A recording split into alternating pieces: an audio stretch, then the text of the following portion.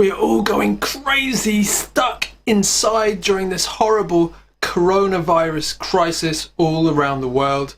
So I thought today I would make a simple video to share some easy tips for practicing your English fluency when you're at home alone.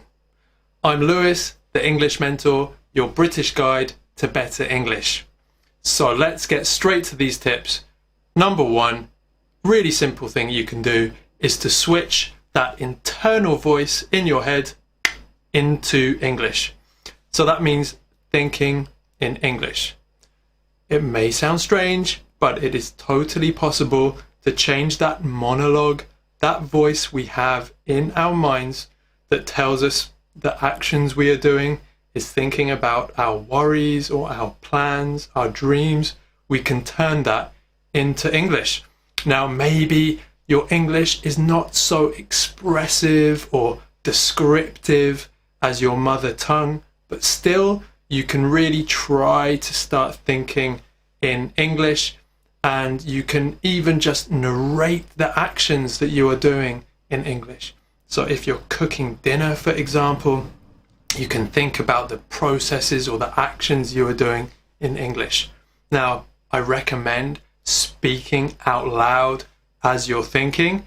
Maybe it looks a little crazy, but if you're home on your own, who cares? You can do it anyway. So try doing it just for a few minutes at first, and then if you get more comfortable, you can do it for a little longer. This is also a good way to start noticing some areas where you maybe don't have the vocabulary or you're missing some grammatical structures to fully express your thoughts. So that's a great tool for helping you study and develop the English you need. The second thing I recommend is a super simple activity, and this is to try to describe a picture. It can be any image you like. It could be something from Instagram. It could be on a Facebook post or maybe in the newspaper or a magazine.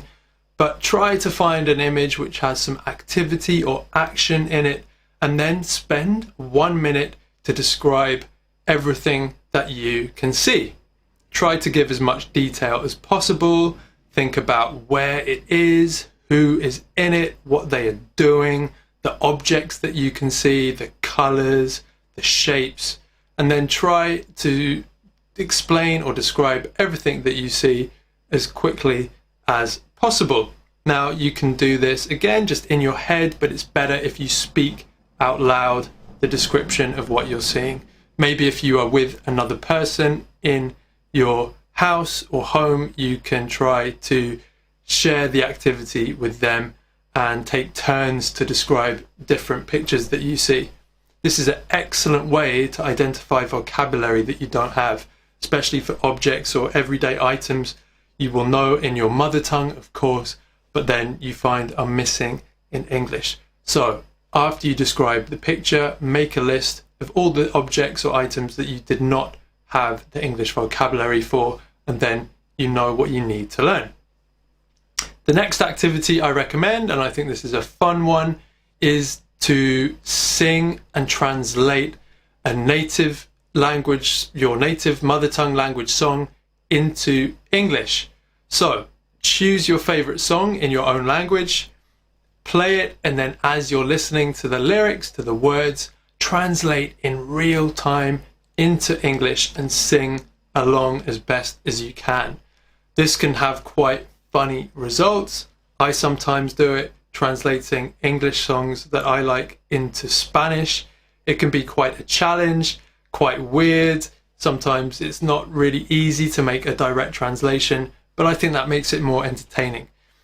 And of course, because you're singing along in real time, that gives you a little extra pressure to produce the English as fluently as possible. So that's a really easy one that you can do.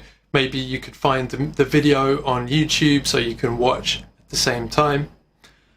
The last activity that I recommend is called shadowing, or if you like, mimicking a native speaker.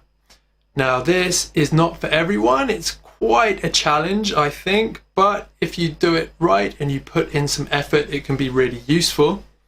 And this is simply watching or listening, ideally watching a native speaker, and then trying to copy them at the same time. So speak what they're saying as they say it.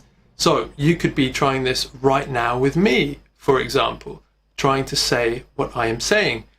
This is definitely easier if you have subtitles, of course, but it's not absolutely necessary. Now, you can do this with your favorite TV show, you can do it with a movie, you could do it with YouTube videos. The content is not important, but you need to really act as you are doing this and get into the role of the native speaker. So try copying their accent, try copying the intonation, the rhythm and the